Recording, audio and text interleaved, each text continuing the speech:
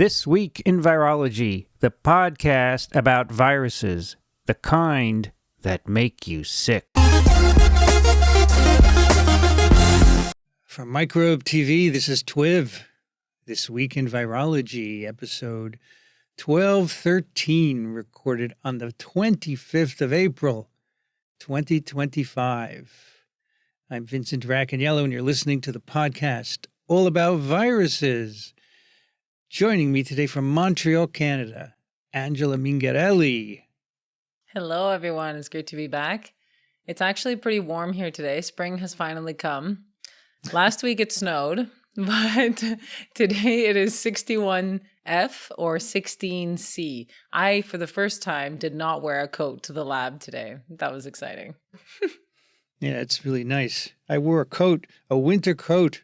I have a thermal shirt on still, but here it is, because I'm crazy. I just can't break with it. It's 24C. It's really 24? warm. 24, yeah. So I don't know what that is. Is that like 80 or something? We don't That's need like to rich know. weather. That's 80-ish, yeah. Oops, I haven't been Oops, introduced. Sorry. Also joining us Spoiler. from Austin, Texas, Rich Condit. Yeah, it happens every now and then. You wind up auto-introducing yourself. Okay. It's okay. Hi, everybody. It's 85 degrees here in Austin, Texas. And it's high overcast. We could really use some rain, you know what I mean? Yeah. We've had a little bit lately, but we really need a deluge. We need a Noah's Ark type thing to fill up our reservoirs. But I don't have a whole lot of control over that, so I'll just have to wait it out. It'll happen one of these days. Yeah, we have some drought situation. Hasn't rained in a while here either. It's not good in the spring when everything's trying to get booted up, right? All those plants. And then there's all this building going on around, and I look at these apartment buildings and stuff going up, and I think, where on earth are they going to get the water for this? Is anybody thinking about this? I don't know. There are engineers who are supposed to do that, right? You know, that's above my pay grade. I just really But, don't know. I would assume that somebody's thinking about it. You know, there's some aspects of things here in the U.S. where nobody seems to be thinking about anything. They're just shooting from the hip. You know what I mean? Yep. That is true. If you like these discussions, we'd love to have your financial support to continue them. We don't take ads. We take your contributions at microbe.tv/contribute. Don't forget ASV 2025 is going to be up in Montreal. 14th to 17th of July, asv.org/ASV 2025. Deadline is May 9th for Kitty Corporation and what's the other one? ASV Cares for child care on site, and also early bird registration ends on May 12th. Is there going to be a TWiV? Yes, there will be a TWiV. Is Angela Mingarelli going to be on the TWiV? No, actually, she's not. Even though she's there, I've decided to restrict it to me and the guest and one other person because I liked the format last year. All right, cool. So we have a couple of news items here. I have to go to my laptop where I have the articles without paywalls. So the first article, vaccine experts band together to counter U.S. government misinformation. Now it's disappeared. Let's see if I can get it through the paywall here. Nope. Yeah. This is a report about, let me see if I can copy it and put it here. I had it all queued up and now it's gone. Yeah, so it's basically being driven by CIDRAP, Michael Osterholm. He's gotten together what he's called the Vaccine Integrity Project to provide scientific responses to ill-founded vaccine moves, right? You know what they are. So he has a panel of experts who are going to comment on every stupid thing that comes out of this administration with respect to vaccines. And he's got funding to do this. I forgot what the foundation is. It's the heir, one of the heirs to the Walmart there you go. empire. Good Oh, for really? them. Let me see. I got this here. Because it would have to be private funding. Yes, Yeah. I will find it. And so this is a great idea. I hope, of course, the administration completely trashed it. They said, "Oh, you guys, you're all conflicted. You're talking amongst yourselves. You don't know what reality is." It's just a typical administration response, right? Funded by philanthropist Christy Walton, widow of an heir to the Walmart fortune. Led by former chiefs of the National Academy of Medicine, Food and Drug Administration, etc. Yeah, it's good. So check that out. Unfortunately, behind a paywall, I can't see it. And the other one, this is interesting. Let me see if I've got this one queued up. Yes, this Wait a one. minute, I want to read this. Go ahead. From the spokesperson for the HHS. I mean, Yeah, it's ridiculous. quote, the so-called Vaccine Integrity Project, which is what this is called, is a self-appointed echo chamber masquerading as oversight.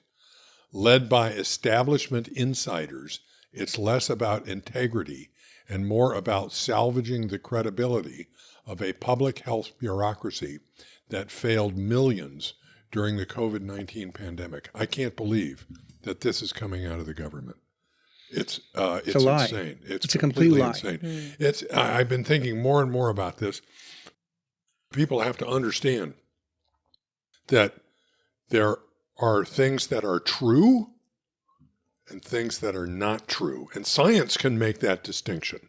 There are lots of other things where truth is subjective, okay? But in this case, we have science. And science can make that distinction, and you can say categorically that some things are true and some things are not true. And what just that statement that I just read is riddled with untruth. Okay, I'm sorry, folks, but there are black and white distinctions in some cases, and I just can't believe this is happening. It's insane. Yeah, yep. I have the same feeling every day. I can't believe it's happening. I think you guys are okay up in Canada, right? Right, Angela? I mean, for now, yes. Every time I hear things like this, I'm slightly horrified and also very, very grateful for at least our current administration. We've had problems and we have an upcoming, election next week, but I don't think, hopefully, we will never get that far. Obviously will have repercussions in Canada, and I know that there's even a lot of graduate students and researchers trying to now move their way back to Canada because especially international students, they're not going to go to the US because there's no funding, right? So many labs can't even accept them now. It's really sad. It's going to go the other way. We're going to go to Canada. Which it's a little bit cold, but we're nice. Yeah, but you're nice. And, I had some visitors from Canada last week. And my assistant here, after they left, she said, they were really nice. I said, yeah, they're Canadian. Where were they from in Canada?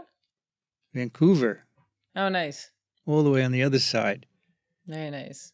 Yeah, 6 hours flight. Yeah, this is just horrible how the administration responds. I mean, these are experts who have studied vaccines and viruses for years.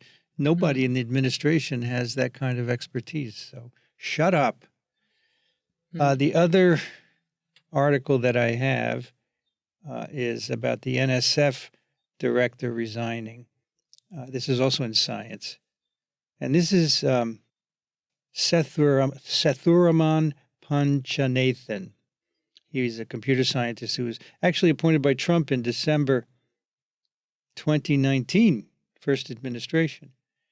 He didn't give a reason for his departure, but the White House has ordered him to accept a 55% cut to the agency's $9 billion budget and fire half of its 1,700-person staff. And the idea is that he felt he couldn't function anymore and do this. He said, I've done my best. And I think, NSF is a wonderful, wonderful organization that funds a lot of basic science that NIH does not fund. So if you want to work on clam cancer, you get funded by NIH, stuff like that. And they've been great. And I think This is horrible. They have his letter of resignation here. NSF got me started. Yeah, My first a lot grant of got people- rejected by everybody, including NSF, which then got the news that I'd been rejected by everybody and came back to me and said, dude, we'll fund you for 2 instead of 3 years at half the what you asked for. You okay with that? I said, you bet. That got me started. Yeah. I remember when I had a early grant in, it was having some troubles, and a guy from NSF called me. Yeah. Said, we think we might be able to pick up this. Yeah, this they have that kind of flexibility. They also funded Ed's and my effort to sequence 16 kilobases of the internal region of vaccinia DNA at a time when that was a lot of KBs. Okay, they made that happen. It was great. Sad to see him go and see that Yeah. cuts happening, but it's a concerted effort to destroy science because the administration thinks it's all insiders and we hide stuff and we cheat and we lie, and it's just not true. I mean, right here, well, Angela, you don't have U.S. funding, right? Our lab currently, no. Yeah. So, Rich, you've had our careers funded by NIH, and we don't lie about science. We don't give misinformation. We're not insiders. And to hear these blanket accusations is just very disturbing to me. But we have a nice letter that explains this actually later. Hopefully we can get to it. Good. All right, we have 2 papers for you today. The first is paper in Cell.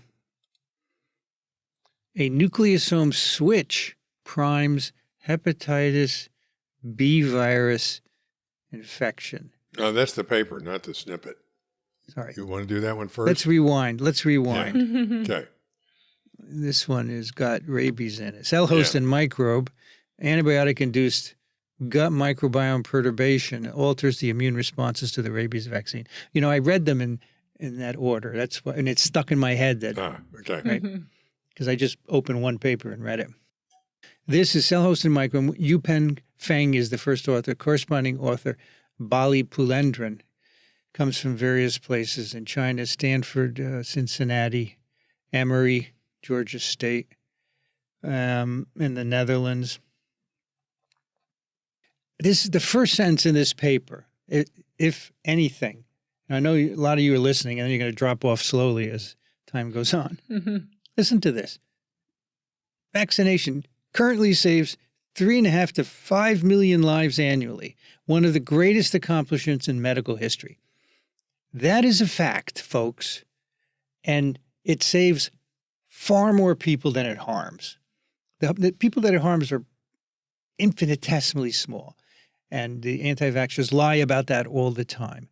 This is an amazing achievement, and it's under attack in the U.S., which is tragic, actually, because people are going to die as a consequence.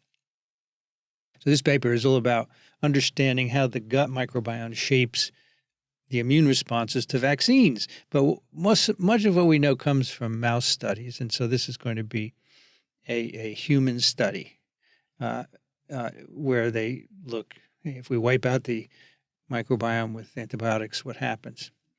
And there's evidence previously that the microbiome is important for immune responses. It's quite interesting. So here they're going to look at rabies vaccine. So this is a nod to Angela. We have a rabies. I don't have rabies. It's just that. No, you're a veterinarian.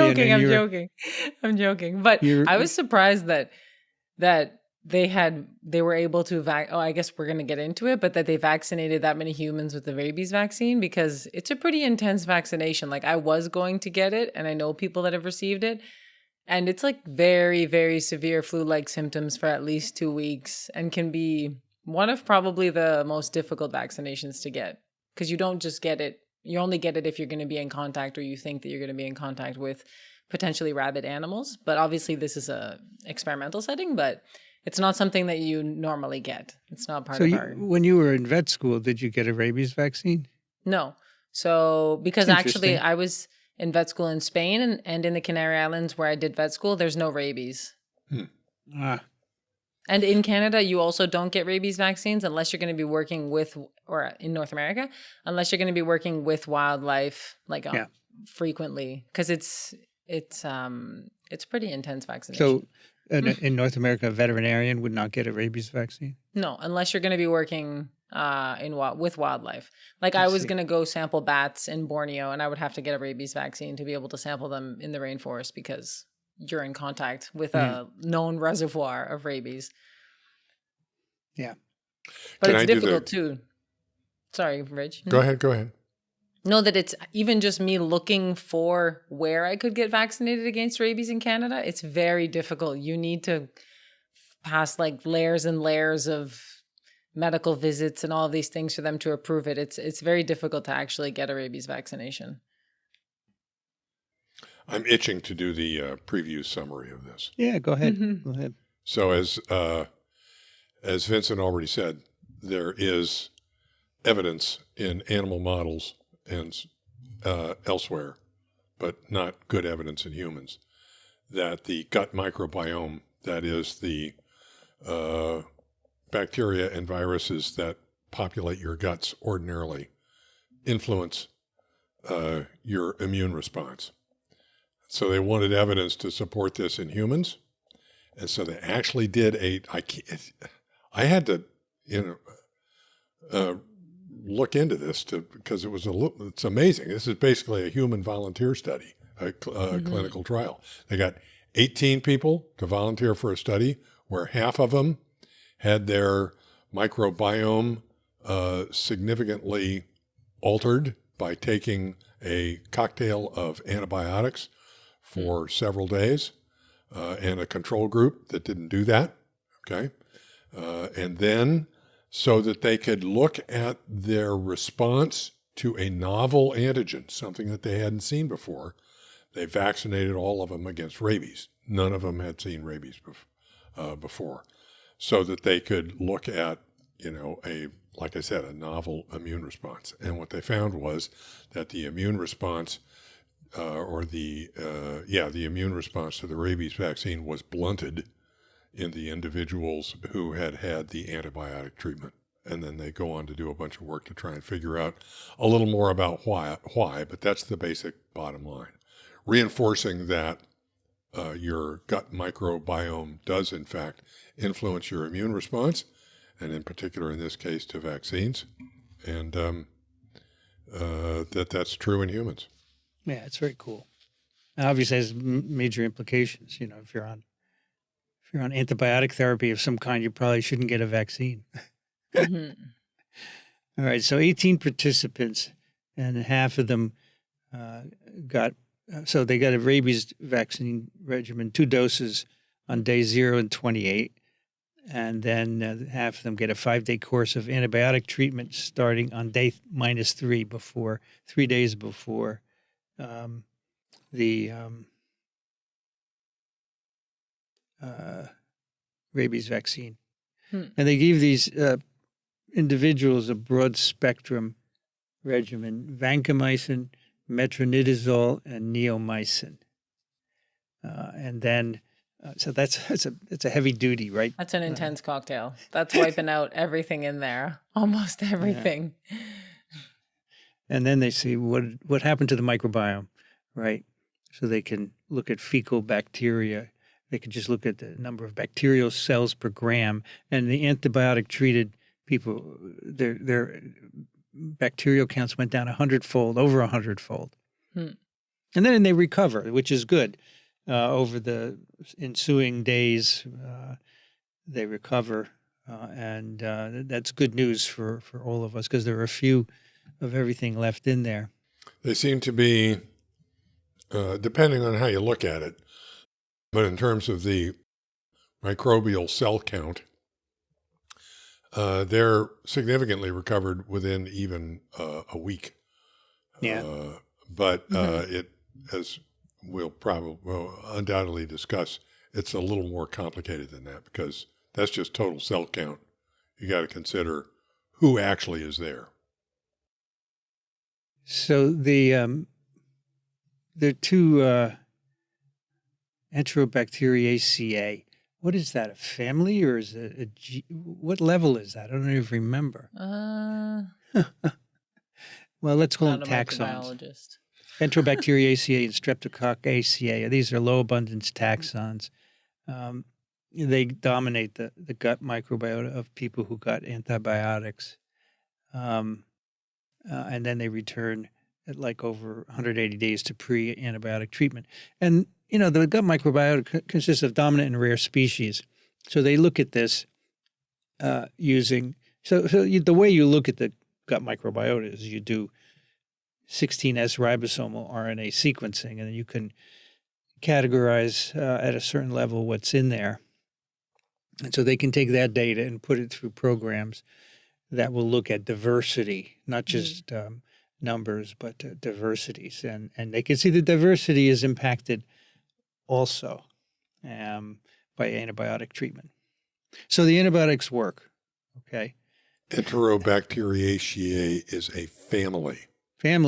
So above it is order, below it is genus. Yeah, so the viruses, Picornaviridae, we do it a little bit differently. That's why it threw me for the family. Yeah. Yeah, I can't. The suffixes tell you where you are, but I can never remember what suffix means what. Okay, so then they look at the antibody response to rabies vaccine. So this is a pretty innocuous trial, right? You give people antibiotics and you give them a rabies vaccine, which is approved for use in humans. So we're not doing anything dangerous here. I mean, but they say innocuous. I'm surprised they didn't go more into the flu-like symptoms associated with the rabies vaccine. Well, I guess, yeah, you're right. It's not total. So tell us about the side effects of rabies vaccine. Well, there's pretty severe fever, actually, and it can be up to 2 weeks, which is why when I was trying to get this rabies vaccine, so many doctors were like, "Are you sure you need this? It's very," and I was like, "Well, yes, I'm going to be working with bats that have rabies. Yes, please." So it's just a very like myalgia, like overall myalgia. So all of your muscles hurt, headache, flu-like symptoms, fever. There's like an undulating fever depending on the person, but it can last up to 2 weeks. Now, I'm not sure if this is like a new vaccine. I didn't look in to see if like the vaccine they were using is the same, but I think it's the generalized, like the one I was going to take was also 2 doses. I'm pretty sure it's this like standard. I know there has been evolution in the vaccine over time, but my time scale is pretty long at this point. So, I mean, they used to give you this injection in your abdomen, right? And it was a big dose of something. It was a large volume, et cetera. I think that no longer exists. But I don't even know what this vaccine consists of. Do you? Like whether it's a subunit vaccine or whatever? No, I don't know. I'll look it up. Look it up. There used to be a vaccine that you got like 21 shots in your belly. Yeah, that's the old one. And it caused such inflammation that each subsequent shot was just horrifically painful. And so it's a killed virus vaccine. Okay. Anyway, so they look at rabies. So you're going to make an antibody and a cellular response to this vaccine. So they look at that. And they previously found, this is very interesting, that gut microbiome depletion affects antibody response to flu vaccine depending on pre-existing immunity. And so here they tell us none of these people had rabies before, in which case they'd be dead because it's like 99.9% fatal, or they didn't get rabies vaccine. I guess they could be exposed to rabies and then get rabies vaccination to save their life.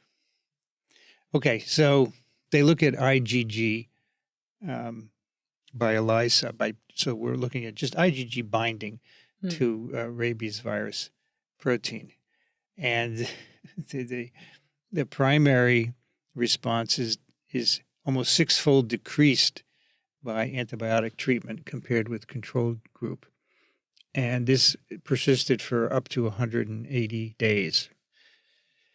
They also measured neutralizing antibodies, and these also went down. They correlate basically with the binding IgG titers.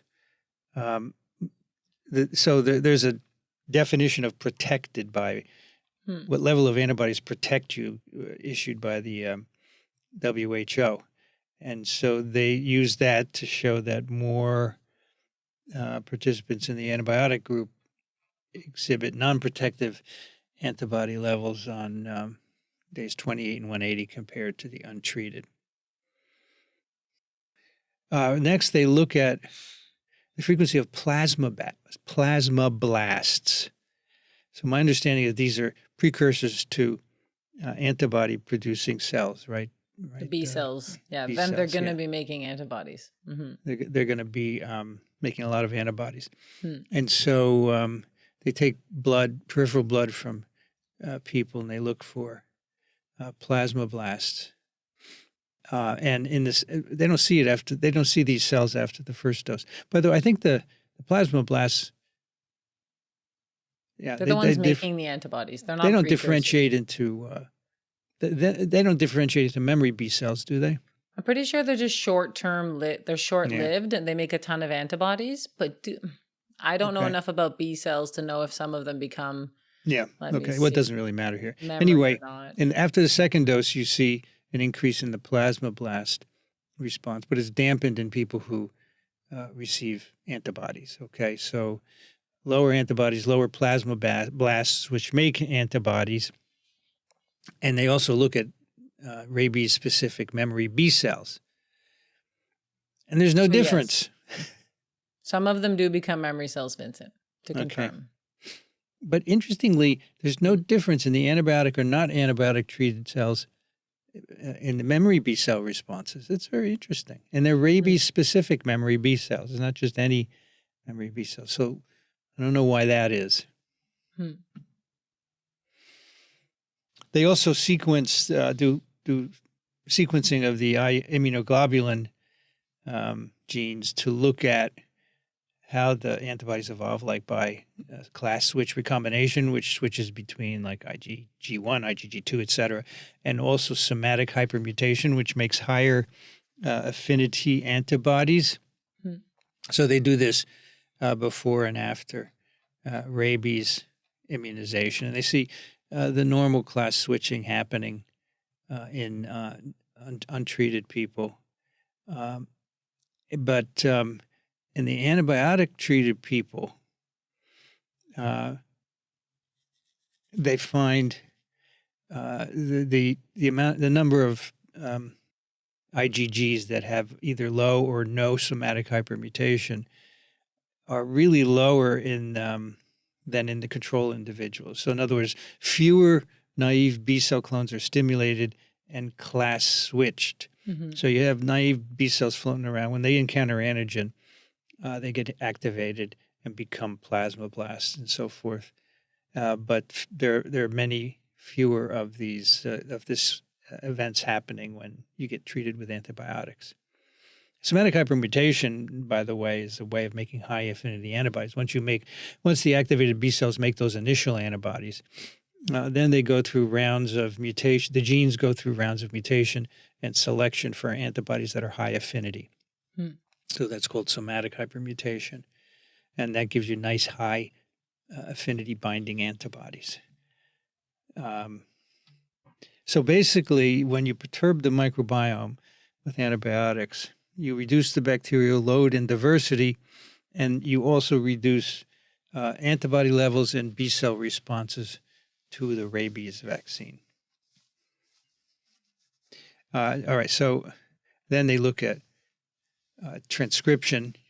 Everybody now has to do RNA-seq, right? Which I have to say, it's wild. I think they did 10 rounds of bulk RNA-seq. They have 10 different time points, that's a lot.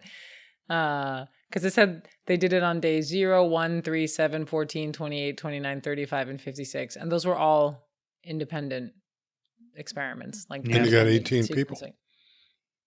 Yeah, it's a lot.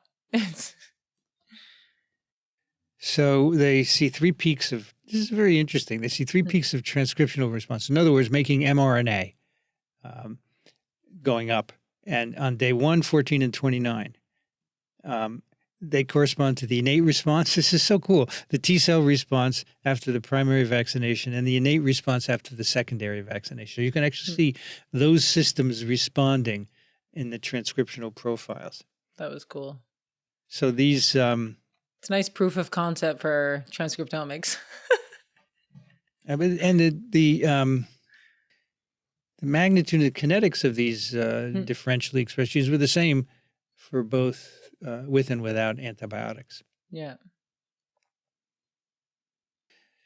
All right. So then they look at T helper responses. And it's been known before that you need T cells for protective immunity, protecting against disease, against rabies virus. And so they take T cells, they take peripheral white blood cells from patients and put them in culture, and they can do T cell assays. And you can look at certain cytokines and chemokines to get a clue for what kind of T cell is being produced. So, for example, gosh, so much data here. Th1 cells are needed to help cell-mediated immunity, cytotoxic T cells. And then T follicular helper cells, TFH, are regulators of antibody. They help response. the B cells. They help the B cells. Th1 are also considered like antiviral in general, as opposed to Th2 that are more like parasite allergy. Th17 are like fungal, but the Th1 they're there for the viruses normally. Not only, but. And so they see an upregulation of the Th1 response in antibiotic-treated participants. And they're thinking, well, maybe that's why the antibody response, which would be dependent on TFH cells, is impacted. Maybe they go down when the Th1 go up. And they do find this skewing towards Th1, and that probably partially explains why you're not making enough antibody, because you don't have enough of those TFH cells. So that gives you a functional explanation. So my understanding is that the cells involved in those two responses have a common precursor, right? That's right. So if you tilt it in one direction, it's done at the expense of the other. Yeah, exactly. It's interesting though. I wonder why this is like so Th1 skewed. They didn't really go into like why they thought that was, because it's just like Th1 is just like anything intracellular. So it could be a virus, it could be something else. But I wonder how the microbiome is modulating that, because I know a lot of people also, there's these hypotheses now that the microbiome kind of sets like a threshold to your immune responses, that regulates your immune responses to a certain extent. It's not clearly understood how it's doing that. There's more research, as you said, Vincent, coming out in mice, but in humans it's more difficult to understand. I guess this is an interesting study, but I wonder if like no microbiome in this case is somehow just the Th1 responses don't have that like trained threshold from the microbiome, which who knows how it's being elicited. It's unclear, Right. but a lot of people talk about that in the microbiome field. You know, I think I'm thinking about tolerance as part of this whole thing, because you know, you're at homeostasis. Now I'm just making this up because I'm obviously not an immunologist, but at homeostasis, you're at some sort of equilibrium with your microbiome. Okay, that involves some I would assume some level of tolerance. Okay, of your immune system not going nuts that you have all of these microbes in your guts all the time, and then you upset that balance with an antibiotic, and your immune system is going, huh? What? And this is the result. And I think it's true, like what you said, I think is interesting to think about. And also the fact that you're depleting, but then as we can see by, like in figure 1, they just showed like how the bacterial communities start recovering. And even by like day 1 or 2, they're already coming back. But also I think Vincent mentioned what is coming back first. And is that potentially eliciting a stronger Th1 response than the original microbiome that was maybe how could we say this? More like heterogeneous, and like that tolerance was there, but maybe like X bacteria is coming back first that's eliciting a really strong response, as opposed to the good ones, let's say, aren't there yet. So it's interesting to think about. Yeah, we kind of skipped over a bunch of data that they have here about the diversity of the microbiome as you recover from the antibiotics, because it's not like you immediately go back to what you had before. That can take up to 180 days. Yeah. Okay, stuff comes back at different rates, and so the actual assortment of bacteria that you have in your guts is different for a long time before you reach back to what was homeostasis before. So a lot can go on during that period of time when you have a different assortment of bacteria around. Yeah. Now, another important component of the function of immune cells is metabolites, small molecules produced by metabolism. So we can look at this now, right? We can do mass spec and identify all the metabolites in blood, for example. So they have 176 plasma samples from these patients, right? The two groups in different time points. And what they do is this is called profiling the metabolome. So we have a proteome, right? All the proteins in an organism, the genome. We have a transcriptome, all the mRNAs, and then there's a metabolome. You could take any word and make something out of it, right? Anyome. Which one? Anyome. No, I just said anyome. Anyome. Like TWiV, micro. TWiV. Yeah, so the metabolomes, they identify 1,186 metabolites, and then they're classified into different kinds, like metabolism of amino acids, carbohydrates, cofactors, vitamins, energy, lipids, nucleotides, peptides, and other things, including unknown molecules. So you can imagine a lot of unknown stuff in there. Okay, so they say that rabies vaccination itself didn't have much of an impact on the magnitude of metabolites that are present. But antibiotic treatment plus the primary vaccination had a big impact on both the magnitude and kinetics of metabolites.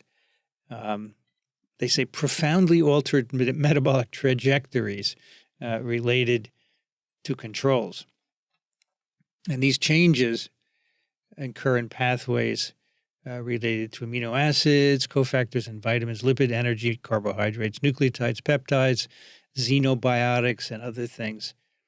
And the most affected pathways by antibiotic treatment were the amino acid and lipid pathways, interestingly. And they go through some compounds that might be involved here.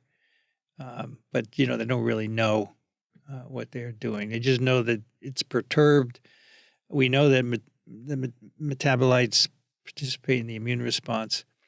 And many of these are produced in the gut. And so reducing the gut bacteria changed the metabolite. It occurs to me as we discuss this that there's a control group missing, which is antibiotics and no vaccination. Because my guess is that a lot of this that we're seeing with the metabolites is just the antibiotics. But you don't know that without the data.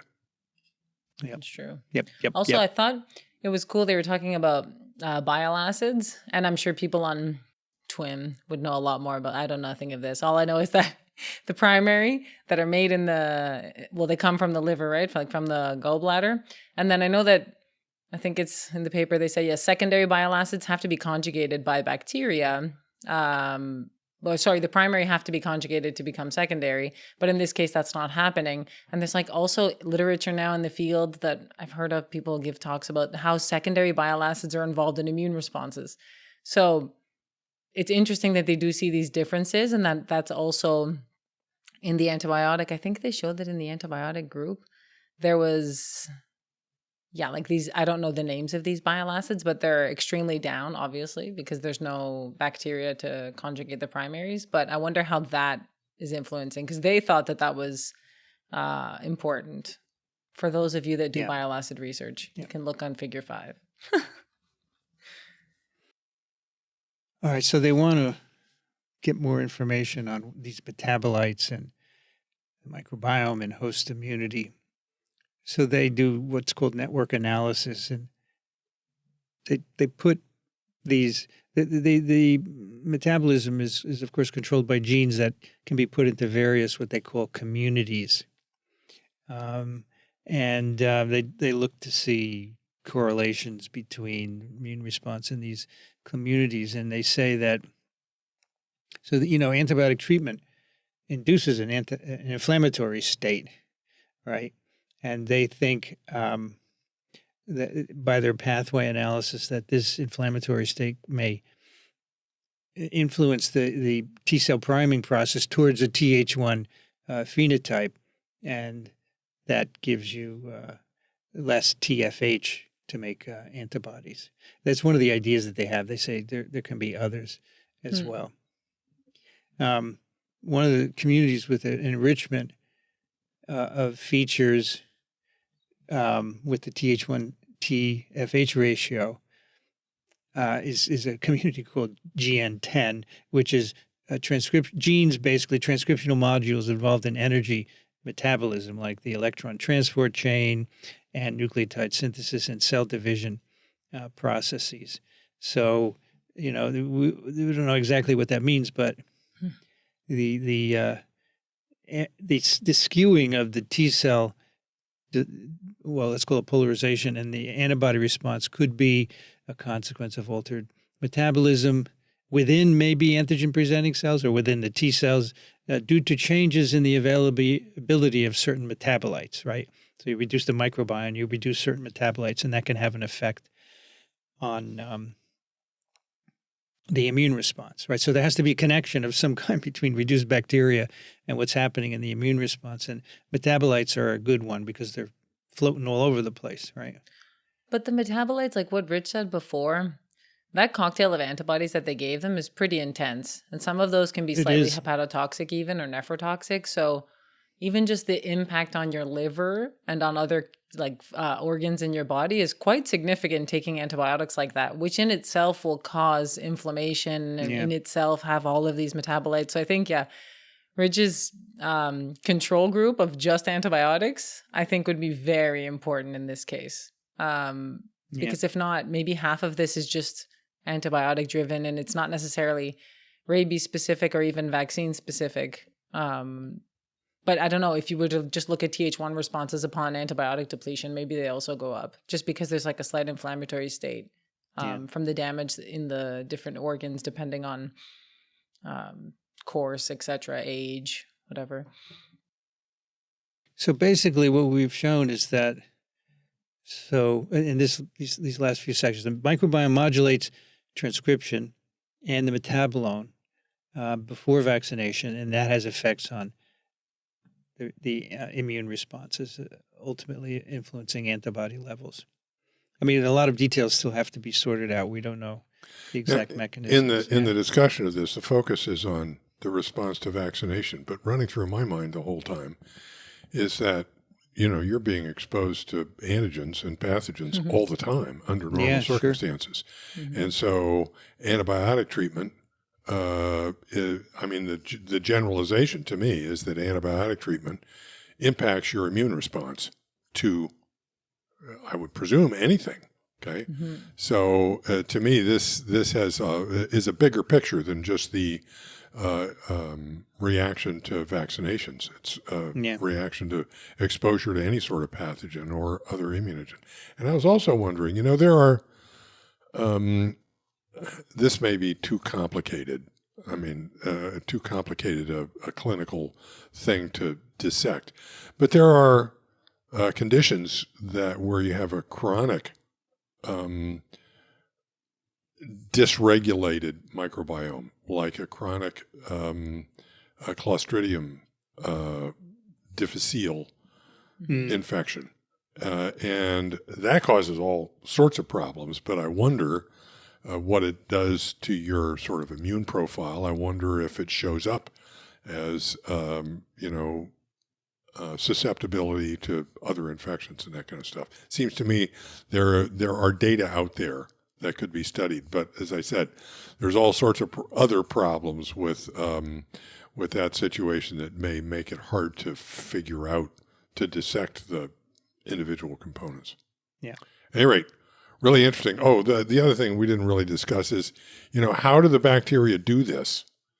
And the statement that, they don't know, but the statement that struck me was this one here. The one possible mechanism involves microbiota providing natural adjuvants, such as flagellin and peptidoglycan, which these basically tweak receptors to upregulate an innate immune response, enhance responses to vaccination. Okay, so could be that the microbiome is, a population of adjuvants that are useful in combating pathogens.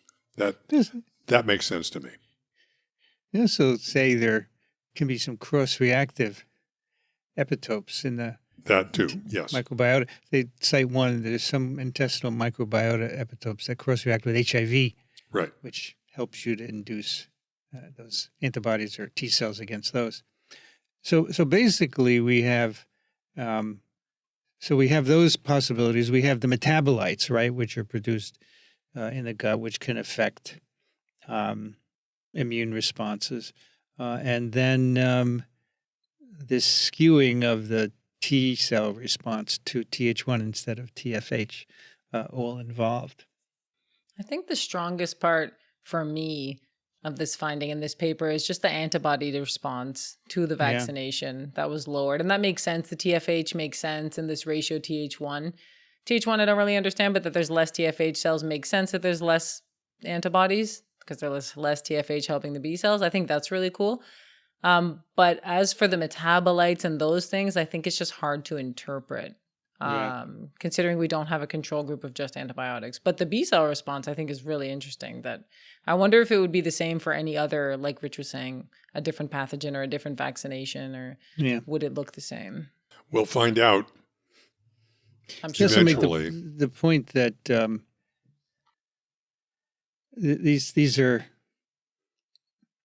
is particularly important in underserved populations. We have a lot of vaccine-preventable diseases, and you have malnutrition. You have a lot of antibiotic use that can really all come together to make virus infections more serious. So I think this is a really cool study. I wish we had Daniel here to ask him. I don't know if it's contraindicated right now. If someone has an antibiotic course, how long they have to wait to be vaccinated, or if that's even something that's established in the field of human medicine? I wouldn't be surprised if it wasn't even a factor. I wonder. We'll ask him. But the science is maybe too early to make its way to the clinic. I wonder if there was like a previous association that people that was still part of the standard protocol. I'm not sure. I don't know. I have to ask him. Well, when I go to get a vaccination, nobody ever asks me whether I've had antibiotic treatment recently. At least, actually you do fill out a form lots of times for a vaccination, and I just, run through it. When we're finished recording, remind me to tell you a story about that. Okay. If you can remember. I don't want to mention it here. Okay. Now we get to some hardcore molecular biology in the journal Cell. A nucleosome switch primes hepatitis B virus infection. We have Nicholas Prescott, first author. We have 3 co-second authors, Tracy Biacco, Andres Mancizidor, and Yaron Bram. And 3 corresponding authors, Viviana Risca, Robert Schwartz, and Yael David from Sloan Kettering, Cornell, Rockefeller University, Miami, mostly New York, and 1 Miami associate there. Now, if you noticed, Rich, I just released your HepB interview with Stefan Urban. I did notice that, yeah. And so Rich did a TWiV at the HepB meeting last year in Chicago, and but I'm sure most of you don't remember anything from that. You want to do an overview, Rich? Ooh, okay. You don't have to, but well, let me try, and you can back me up here. So, and I think it would be useful not only for the listeners but for myself to explain slightly, like overview of what cccDNA is, Yeah, what a sure. nucleosome is, all that stuff, once you give us the overview. Okay. So let's start with hepatitis B virus. It's described as a partially double-stranded DNA virus, meaning that there's one complete circular strand and another in the virion, and another strand that is complementary to that but is not complete. So there's a gap. There's a single-stranded gap in that. Just going through the virology, the virus infects cells, and that DNA is taken up into the nucleus. Nuclear enzymes complete that so that now you have a completely double-stranded circular molecule. And that, when ligated so that there are no gaps in it or anything, is cccDNA, covalently closed circular DNA. That then gets coated with host origin nucleosomes, and those are gaggles of histones that arrange themselves on the DNA to form what we call chromatin. That's a normal, that's how DNA is ordinarily kept in the genome. And so the nucleosomes coat, and these are like large globular particles because there are several proteins involved in each nucleosome, and they assemble on the DNA. And it's been there's a huge history here of whether or not nucleosomes are ordered on the DNA, whether they're phased in a certain fashion, whether they're nucleated according to certain sequences, and the degree to which the manipulation of the configuration of nucleosomes on the genome affects gene expression. And this is all about that. So then what happens is that that closed the cccDNA is transcribed into a number of viral transcripts, including this thing called the X protein. There is a full-length transcript that gets reverse transcribed back into cccDNA, and this can be repeated intracellularly. So this is what has been described as a retrovirus with a bad sense of timing. Yes, that's right. Exactly right. And then ultimately, the partially double-stranded DNA that is made can be packaged and exit. Some biology as background is that HBV can establish both either an acute or a chronic infection. And the chronic infection means that you have this cccDNA persisting in your hepatocytes indefinitely. Basically, it's a lifelong infection. And that ultimately can lead to hepatitis and hepatocellular carcinoma. And it's a major cause of hepatocellular carcinoma. And it can also be the propensity, the probability that you will establish a chronic infection goes way up if you're infected at birth or when you're very young. So this is why, in fact, there is a vaccine for this, and this is why that vaccine is given at birth to make sure that to lower the probability that you can acquire an HBV infection and establish a chronic infection at birth. There are also drugs to treat this disease. They're mostly transcription inhibitors of one sort or another, or replication inhibitors. But interestingly, and I didn't understand this until this meeting that I went to, well, as Vincent zoomed in, that those drugs, although they'll tamp down the infection to the point where you're asymptomatic, do not cure, do not get rid of the covalently closed circular DNA. So you can relapse if you have to take the drugs lifelong, kind of like HIV. So this paper, there is some evidence out there. So there's a gene product called X that's been implicated in the hepatocellular carcinoma for a long time, and its activities have been subject to a long history of investigation. I learned from this paper, because I'm not totally up to date on this, that X interacts with a chromatin remodeling complex. So the idea is that X has an influence on the chromatization of the covalently closed circular DNA. And it actually inhibits I got to look at the summary figure at the end, which is really good. So there's a cellular factor called SMC56 that inhibits ordinarily chromatization of DNA, which would theoretically fight off the HBV infection. But the HBV-X gene product counteracts that and therefore enables the chromatization of the DNA and promotes the HBV infection. So this paper investigates that in some detail.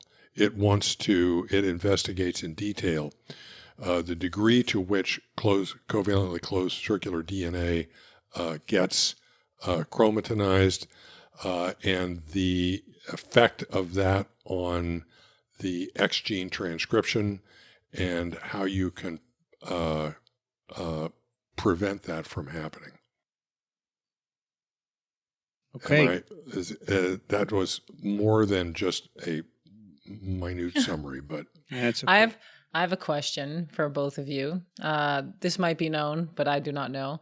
Is the actual mechanism in which HBV can elicit hepatocellular carcinoma? You said it was associated with X, but is the mechanism has it been defined, or is it just an association that if you have a chronic infection, there's an increased risk of getting hepatocellular carcinoma? And do the findings in this paper aid in understanding the mechanism in which hepatocellular carcinoma is established in these people? My understanding, boy, I'm really reaching back to this meeting for this, but my understanding is that there are a couple of factors that are supposed to be involved in the hepatocellular carcinoma. One is that in a chronic infection, there is basically a chronic inflammation. And that chronic inflammation can, over time, induce cirrhosis and hepatocellular carcinoma. The other is that the HBV DNA gets integrated. And that's not necessarily a required part of the life cycle. It just happens because, if there's DNA around, your genome integrates it. And that can have mutagenic effects. But not necessarily, and that happens all the time. So I think my understanding is that the cirrhosis and hepatocellular carcinoma is sort of a mashup of those two things. And it is really the killing of liver cells and regeneration over and over that causes, liver scarring and so forth, and eventually leads to cancer. The X is not an oncogene in the traditional sense, right? But it is involved in some ways that aren't clear. Among other things, X promotes the continuing persistence of the covalently closed circular DNA. And I think that a major idea of this is if we can understand that better, we may be able to, by counteracting the expression of X, come to a situation where we could actually cure people of covalently closed circular DNA. Because if you could do that, then presumably you could interrupt this progression to cirrhosis and hepatocellular carcinoma. I don't know if you mentioned this, but 325 million people are infected. I did not. And 1 million deaths a year. It's a serious problem. Mm-hmm. And you have to vaccinate kids shortly after birth because they get it from their mothers. And only 5% of infections acquired shortly after birth are resolved. 95% become acute and lead to hepatocellular carcinoma. In contrast to adults, if you get infected as an adult, you usually clear the infection. So kids are particularly at risk. Young babies are particularly at risk, and they need to be vaccinated. And while we're having that discussion, you mentioned that I did these extra interviews while I was at the HBV meeting, and you dropped the one with Urban. He's Stefan Urban. He's very interesting because he developed he's an HBV researcher who developed a drug that blocks infection by hepatitis delta, which is a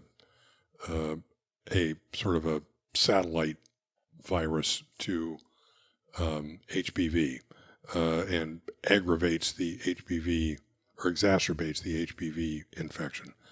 But there are two other interviews, one of which was with Thomas Tu, who's an HBV researcher who, in fact, was infected at birth. And so he's chronically infected and is very open about his experience with this. And this was a theme of the meeting, is that this chronic infection with HBV has sort of a social impact. And so understanding it and helping everybody understand it helps the people who are chronically infected. And the third interview was there's an HBV foundation, and I interviewed the president of the foundation. So the three of those together give quite an interesting sort of backstage look at what's going on in the field. Yeah, those will be out in the next 2 weeks, next Tuesday and the following Tuesday. So any DNA that goes in the nucleus gets wrapped around histones. And we call that chromatinization. It's actually an epigenetic defense against foreign things going in the nucleus, because when you get chromatinized, the DNA becomes transcriptionally silent, in part because of this protein SMC complex that Rich mentioned and other things. And so for viruses, that's not good, right? They can't be transcriptionally silenced. And I love this. There are many ways that viruses get around that. All the big DNA viruses antagonize this transcriptional silencing. Otherwise, they wouldn't exist. And the cool thing is retroviruses have their own way. They integrate into the genome, so they're not transcriptionally silenced. It's a beautiful way of staying transcriptionally active. Hey, pox viruses have got the coolest trick of all. They stay away from stay in the cytoplasm. The heck with That's all very that cool. That's very cool. As you said once, avoiding the nuclear bureaucracy. So X has to prevent this chromatinization and silencing, right? How can you do it if it's not there when it comes in? There's some X. Some people think there's X in the particle. As you'll see here, it doesn't have to be in the particle to work. So how can X prevent chromatinization if it's not even made yet, right? So that's what they're trying to study in this book, understand the regulation of X at the level of chromatin. And the reason I picked it is it's a cool result, but also we have never talked about histones and chromatin and all that stuff before. I should just add, this is just a little bit of extra information. So the DNA is wrapped around chromatin. It can be tightly wrapped by chemical modification of the DNA, or can be loosely wrapped. So, for example, acetylation of the histones makes the DNA loosen up, and it can be transcribed. It turns on transcription. And then if you take the acetyl off, the acetyl group of the histone, it wraps the DNA more tightly around the histone, and you shut off transcription. So this epigenetic modification of histones has a huge role in transcriptional control. Very, very cool. Okay, so what they did here is like 30-year-old stuff to begin with. They made a circular double-stranded DNA copy of the hepatitis B virus genome because they want to work with it in terms of chromatin and so forth. And they show when you put that into cells, they use HepG2 cells, which are liver cells. It's infectious. Ooh, wow, who would have thought that a virus could be infectious, right? But it's important. It's infectious. It makes RNA, it makes DNA, it makes proteins, and it makes infectious virus particles that in the supernatant of those cells that can infect other cells. So now they say, okay, this double-stranded closed circular DNA is now what we're going to use to study the chromatinization of the DNA. So they chromatinize this DNA in vitro, outside of the cell. There's a way to do that. You can add histones, and it can wrap around the DNA, and then there are assays to measure the way it's been wrapped around the DNA. And there's, in fact, a model DNA called the Weedum 601 nucleosome positioning sequence, which is your positive control, and that makes nucleosomes attached to it in a very specific way, right? I think the fundamental question has always been, or from the beginning has been, and this has evolved significantly, is the chromatinization of DNA just kind of random? Yeah. Or are the nucleosomes deposited in a specific fashion and phased so that you can see in any given DNA a pattern of how they're put down? And the latter seems to be true in a lot of cases. In particular, in this case, you can see in their studies of how the HBV DNA has been chromatinized in vitro, and there's some evidence in vivo to back this up, that it's the nucleosomes are positioned in a very reproducible and specific fashion. So now they have this system, and they want to look at the transcription of this DNA in vitro. All right. So they make an extract from HeLa cells, a nuclear extract, and they put the DNA into it, and they quantify the transcription of various genes. And so if you put chromatinized DNA in that you've already added the nucleosomes to, you get higher transcription than if you don't add any chromosomes. So the nucleosomes are really important for transcription. And what they see is, so this DNA is transcribed. They see two major transcripts. There's this, the pregenomic RNA, which encodes the capsid protein, the precapsid protein. And then there are various different transcripts. And then there's the X transcripts, okay? X protein is being transcribed. So right away, you've chromatinized the genome, yet X can be transcribed. This is almost the solution to this conundrum, right? Even more than that, more than the other genes, the X gene is really very dependent on the chromatinization. You can get some transcription of the other genes with under-chromatinized DNA or even unchromatinized DNA, but you don't get X transcription until you're almost fully chromatinized. So it's heavily dependent on that. That's the switch. That's the switch. And if you look at the nucleosome arrangements, there's a suspiciously specific arrangement of nucleosomes around the 5' end of the X gene. Right. So that's the series of experiments. They had increasing amounts of histones, and the X isn't turned on until you're almost fully chromatinized, as Rich said.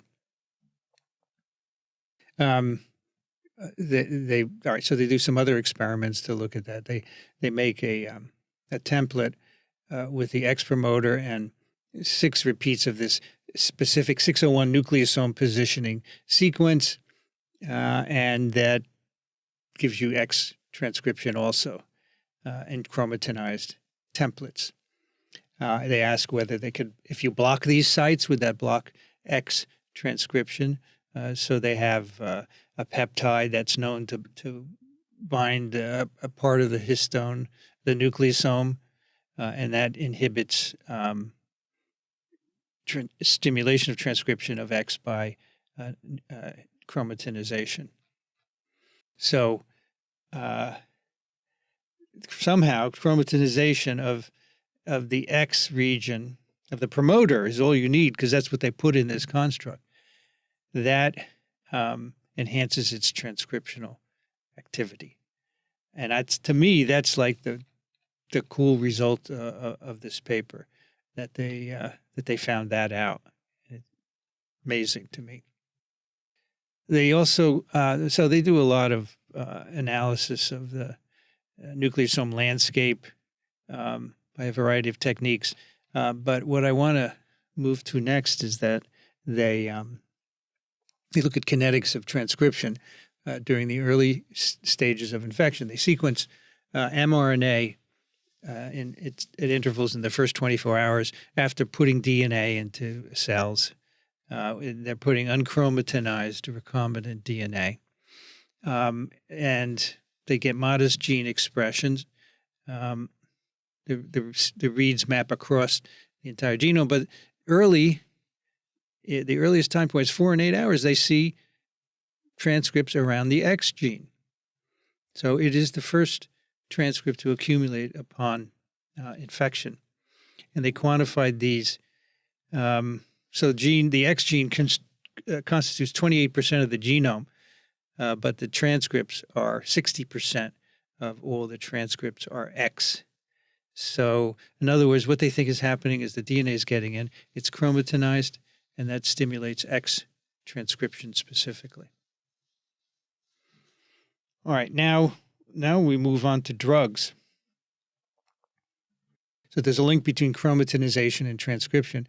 So if we can disrupt chromatin assembly, maybe we can inhibit transcription. So the assembly of histones or nucleosomes has been studied. There are lots of proteins involved, and there have been 5 small molecules identified that can disrupt it.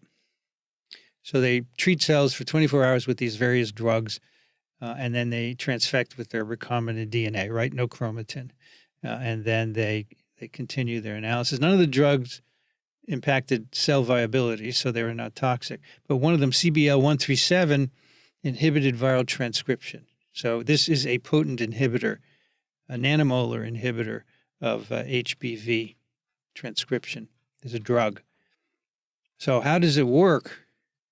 It seems to intercalate into DNA and disrupt nucleosome integrity.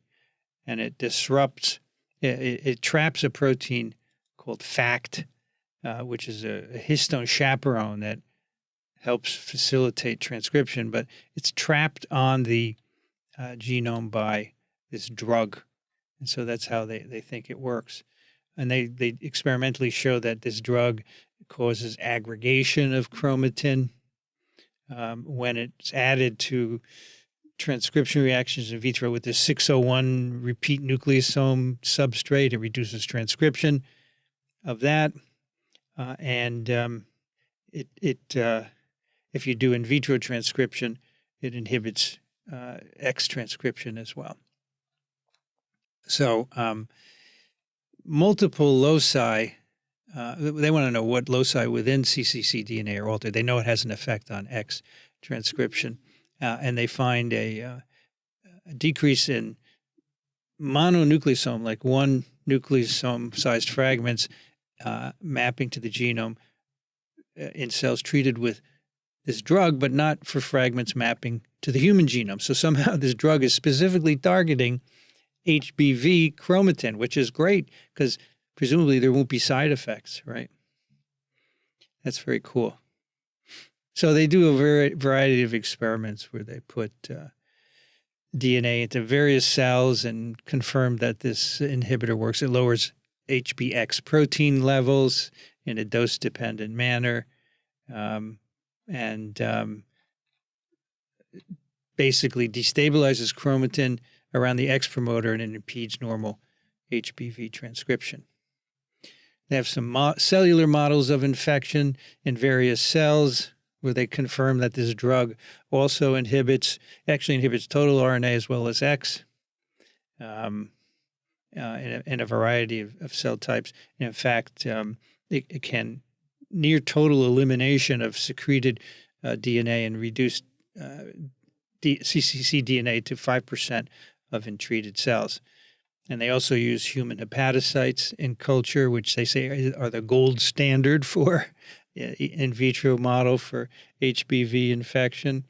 And they treat with this drug, and you get a reduction of secreted antigen and viral nucleic acid. So it's an inhibitor of HBV transcription and replication, which they say could be a potential therapeutic.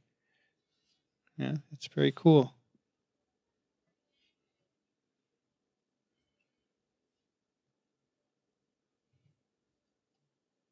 Any further thoughts I'm looking on up.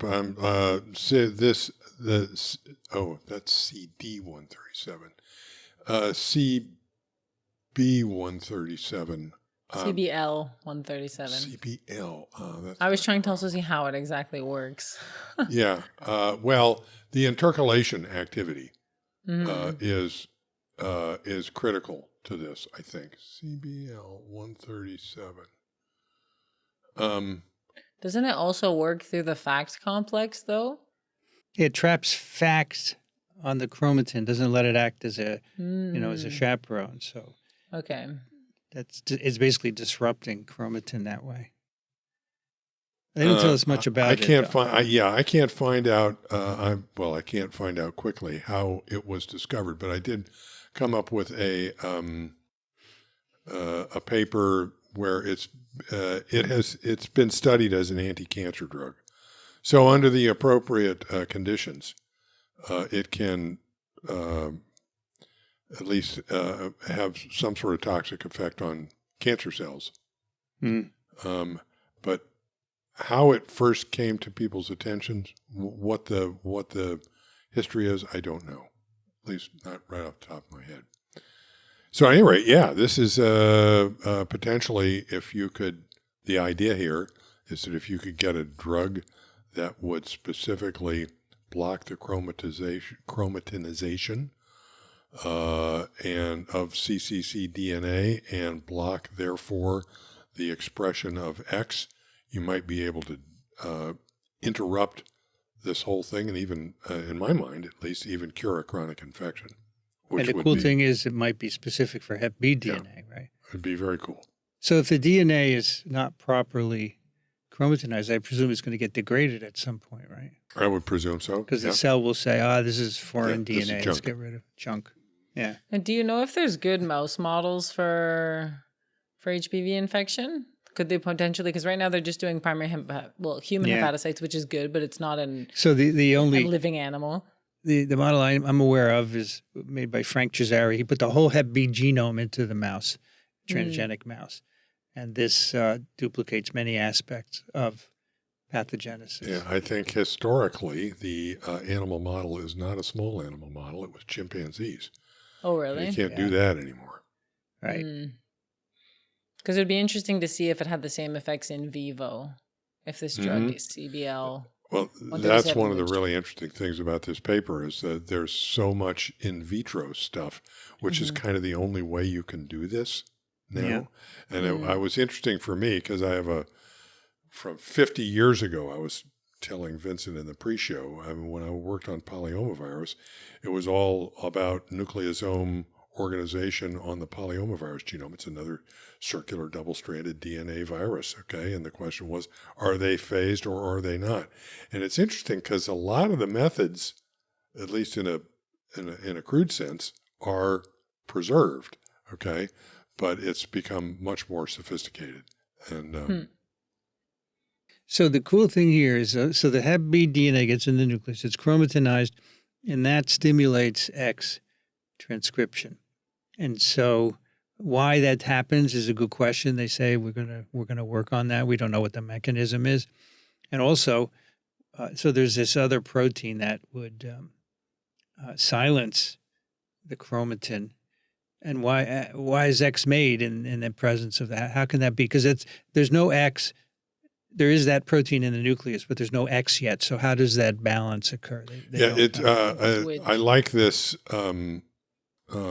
last figure that's sort of a graphical abstract, 6F, that shows all this. And I see one of these classic molecular tugs of war going on, where SMC56 is trying to block chromatization of the DNA, and HBX is trying to get ahead of that because it's necessary to promote the replication of HBV. So it's this tug of war going on between the two. And the idea of the drug would seem to be to tilt it in favor of the cell, not chromatinizing this. Chromatin, very cool. It's a nice figure, yep. Yes. Okie dokie. Let's do a couple of emails here. Angela, can you wait a minute. I think, is there an animal one here? No, take the first one, please, Angela. Okay, let's This is the one I was referring to at the beginning of the show about lies. An intense email. Okay. Blue Pilgrim, Vincent? Yeah. Blue Pilgrim writes, RE's reasons for the lies. I think this is rooted in the old game theory stuff, measured only in terms of winning, not in a broader ethical or philosophical context. In this almost computer logic, there is no respect for what is true, but it's all about winning. Not like capitalism, if you will excuse my socialist orientation, or maybe predatory capitalism, if you prefer. In the prisoner's dilemma, there's nothing to say that testimony must be truthful. And in fact, authorities often pressure prisoners to falsely witness against someone the cops or prosecutor want to hang crimes on. Likewise, in war, there are no constraints that the other side must be truthful. Politics has become like that even more than it had always been. So the criteria for what is said has become solely how it will advance the goals. Deceptive propaganda is now the norm. Expect it and refute it, but don't waste psychic energy on reacting to it. The people doing this are completely amoral and psychopathic. I'm not religious, but there are some good things in the Bible. Matthew 10:16, behold, I am sending you out like sheep among wolves. Therefore, be wise as serpents and harmless as doves. New American Standard Bible. Behold, I am sending you out as sheep in the midst of wolves, so be as wary as serpents and as innocent as doves. Wow. That's a good point. It is true. It's all about winning. Did this come in recently? This came in this week, yeah. Yeah, so this is probably in part a response to our discussion about motivation last week. What motivates the nonsense we're seeing? And this is a really good point. The disrespect or no respect for the truth. And ultimately, that puts the onus on the individuals in the population to learn how to distinguish between the truth and what is not true. Okay, we have all this stuff about preventing misinformation and counteracting misinformation, and all of that is worthwhile and everything else. But in the long run, I think individual citizens have to learn that they can't rely on even those in authority to tell them the truth, okay? And have to learn how to distinguish for themselves what is true and what is not. And as Richard Feynman said, the easiest person to fool is yourself. So it's a tough task, critical thinking. Yeah, it's true. In an ideal world, those in authority would not spew lies. Well, but that is not the case. As I think back on it, that word lie up until maybe 8 or 10 years ago, was seldom used in reference to an official on TV or in the news or whatever. And now it's commonplace. So-and-so said this, and that's a lie. Okay? I think that it's also very important, obviously, like what we're doing here on TWiV, but just even in our everyday lives, and more scientists, I would hope, would just, not that we need to convince anyone of anything, but just explaining, or for example, in this case, about vaccination or about like XYZ infectious disease or how things work, just explaining like Vincent does in his virology lectures or anything here on TWiV, how science is carried out, what we do, making it very transparent, and that science is ever evolving. Because I think that so many people, we've said this many times, they're just afraid and they think that we lie, that if today we say the vaccine does this, and then in a week we say, oh, but it also does this, they think that we lie, just that, no, we just have more information. Yeah. But I think that it's actually a problem of scientists as well and science communication to be able to explain how science evolves and what the science actually is, like what we're testing. We're testing things and then we're gaining more knowledge. And then every time we're just learning new things and that's all we can do. And it's not that anybody's lying. We just know more than we did yesterday. Like, I think that is so fundamental, which most people don't understand, because I always have people coming to me saying, you guys lie, you said this, now you said that, blah, blah, blah.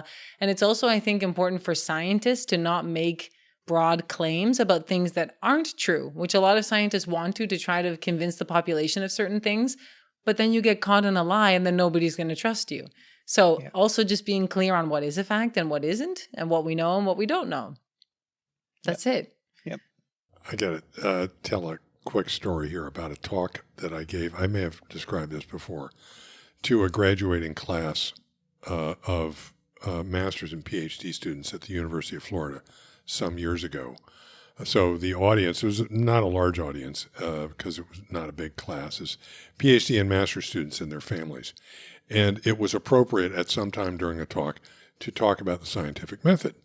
And I said, so the scientific method is that you formulate a question, and then you formulate a hypothesis about the hypothetical answer to that question. Then you devise experiments to test that hypothesis. Then you look at the data and you ask whether or not the data supports that hypothesis. And if you find that the data do not support that hypothesis, you alter the hypothesis. And this inspires more experiments, and it's an iterative process. And you get to the point where the data supports the hypothesis, and you've proven your hypothesis. I also elaborate that some other clown's going to come along later on and come up with some new data that refutes your hypothesis, and you got to go through the whole process again. You got to be willing to say, oh, that was wrong, I need to reconsider it.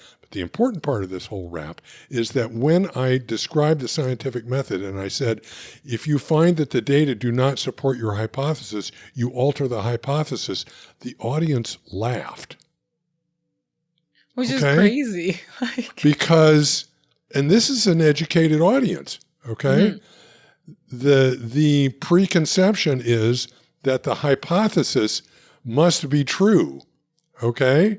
And that you need to somehow interpret the data in a fashion that supports the hypothesis. No, that's not how it works, okay? The hypothesis is an idea. It's a concept, okay? And if the data refute the hypothesis, you change the hypothesis. So the whole critical thinking process in science is doubt, okay? And testing your doubts and testing your certainties constantly, and changing your perspective based on what the data are. It's true. And I think a lot of people have a hard time grasping that, because it seems like, how can that be true? How can you live in like uncertainty? But that's what it is. You have a hypothesis, and then you have like sub-hypotheses where even just me, I've been in my PhD for 4 years, and I've had, obviously you guys have done this for way longer, even just within 4 years, I've had, okay, I thought this, now I have these 3 other hypotheses. Let's see if any of them make sense. Oh, they don't. Okay, now it's evolved to this. But it's not bad. That's just how it works. No, but people that's how it don't works. like the uncertainty of it. And they think that it's that somehow it's like there could be nefarious things associated with it, but it's not. We No. just don't know. So we're going to test something else with other data that now supports this new hypothesis. So here's another Feynman quote. I would rather have questions that I can answer than answers that I can't question. Yes, remember that. That's a very good quote. It's good. Rich, can you take the next one? All right. Walt writes, because I share your alarm at how our institutions of health, especially public health, are being systematically destroyed, I think it's important to understand what powers the destruction in order to fight it. Regarding Dr. Griffin's comment recently, quote, when I was in college, it was the liberals who didn't trust science and medicine and all this, and it was the conservatives who were like, no, this is what we've established. First of all, Dr. Griffin is quite correct that popular opinion among right-leaning Americans strongly favored these institutions until recently. In fact, very recently, in March 2020, as Americans were becoming aware of COVID and Trump was praising his administration's response, Pew found that CDC had a slightly higher approval rating among GOP voters than among Democrats. I don't have public polling to cite in the interim, but by mid-2024, Democrats' support remained quite strong, but GOP approval of CDC and HHS had plummeted. Parenthetically, please note that it is common in these surveys for poll respondents to view agencies more favorably when their preferred party holds the White House, but this is a huge change. I think that the change to, I link the change to April 2020, when the White House trade advisor Peter Navarro, the genius behind the infamous 2025 tariffs, sparred over his advocacy of hydroxyquinoline. In May 2020, President Trump started citing his popularity versus Fauci's as justification for his views, and in July 2020, brazenly attacked Fauci publicly in a USA Today op-ed. Trump clearly wanted to control the narrative, i.e. official propaganda, which in my opinion, a necessary government function, regarding health and safety, but besides censoring others within his administration, didn't have a critical mass to silence scientists. Jump to 2025, and Trump now has all the pieces in place to silence the critics. A head of HHS chosen for his history of conspiracy theories and willingness to fire people who do the science. So no, Dr. Racaniello, this is not just silly or stupid or incompetent. It is a conscious effort to destroy the information that would allow Americans to question Trump's total control over the country. This control extends to many other departments that have nothing to do with science and everything to do with Trump's ability to exercise his power. Mm-hmm. This is not that different than Stalin's response to famine. His policies caused in decreeing Lysenko's ideas about crop evolution as Russia's official science. Those who protested were sent to the Gulag to silence them. This is a fight that scientists have been dragged into, one that crosses whatever political views they otherwise have.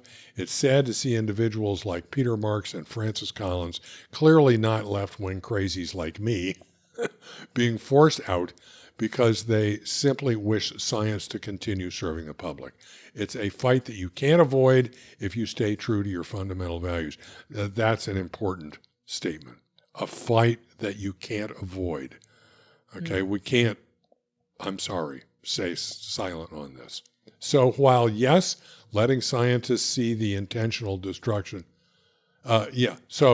while, yes, keep letting scientists see the intentional destruction of their field, but since the broader fight is taking place in the broader public, perhaps Microbe TV could be part of a communications effort more aimed at the general public who don't have the appetite for complex descriptions of viral genetics, bacterial digestion of mucus, and other esoterica. Quite different production values and mindset from your other excellent work, which I hope you're supporting. Good luck. P.S. I'm writing to you and the rest of the TWiV team who are tackling this subject very well, given your intended audience, without intending criticism. But I hope that you will see that until this malevolent totalitarianism is stopped, we risk going into a new dark age where science will be at best a quaint memory. You know, this has been going on for centuries. Galileo was excommunicated, right? Mm-hmm. And this is, another phase in the cycle. I would say, in response to his description of the podcast, it's almost like in the current situation, the podcast almost has two parts. Part one is the science, where we do what we usually do with some commentary. And then we get into the email and the pics, and it's likely to get more discussion of the current sort of political situation. And I understand that some people don't like us getting too political, but that's why I said last time that I try and draw the line at motivation. Just make the distinction between what's true and what's not true, and how you yourself can contribute to making that distinction. Talking about why people are doing this and that is, I don't know how productive that is. But we do have to distinguish. Sorry, could finish? No, go ahead. No, I just think that when people say don't get into politics on TWiV, but it's like, how can we not, considering science is being attacked, and we are all scientists? So it's literally it's impossible to not, because first of all, why are people that are not scientists making these decisions? And the worst part is that the public, because they're figures of authority, believe them, which is the worst part. And I think like I said, it's impossible to not. And I would just hope that, and I ask every scientist out there from me, Angela Mingarelli, if you can just continue to educate those around you on what science is and what we do, just as scientists, because I think a lot of the time scientists either don't want to stir the pot or they don't want to say too much. But I think especially now in the United States, like he says that dark ages of science is upon us. I actually don't agree. I think that in the United States, the dark ages of science could be for the next few years. But fortunately, Trump does not control every other scientist in the rest of the world. So Europe and other parts of the world, I don't know, Canada, etc. I'm here, so I'm going to say Canada. But we will continue to pursue science as we have. And I really hope that American researchers can either leave the United States or get funding from other places, because it's true that like the United States drives so much research, especially in infectious disease, for the entire world. And there's going to be repercussions in the rest of the world because the United States is now not going to have funding for XYZ research, which is very unfortunate. But then it just means that other parts of the world are going to pick up that slack, and then it'll just move to other countries. And then the United States will unfortunately become less relevant in that case. There will be a dip that a trough we'll have to get out of, but I don't think it's dark ages for science completely.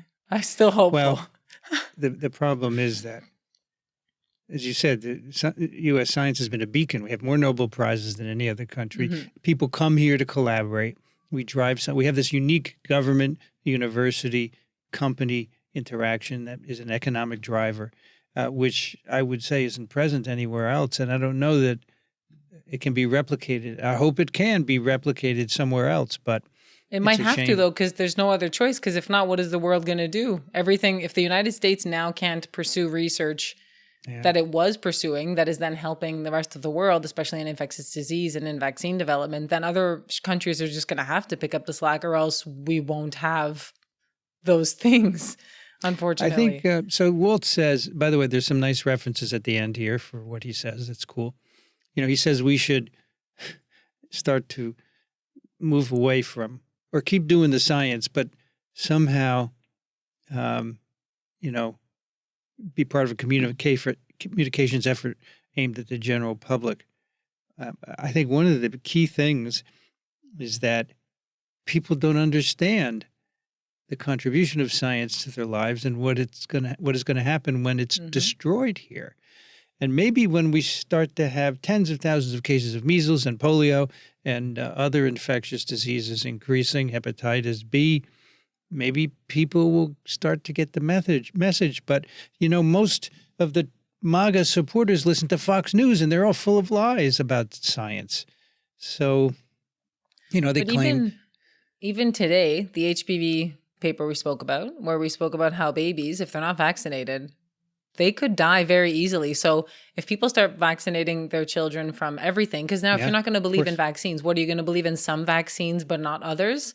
Those Yeah. people, if you're anti-vax and you're not going to vaccinate your child from anything, then we're going to see a lot of infant mortality. It's going to increase significantly. And that's very sad, obviously. But even just like this paper we spoke about today, it's more than just COVID vaccines and all of these other things that people are very volatile against. It's so many other vaccines that their children already have.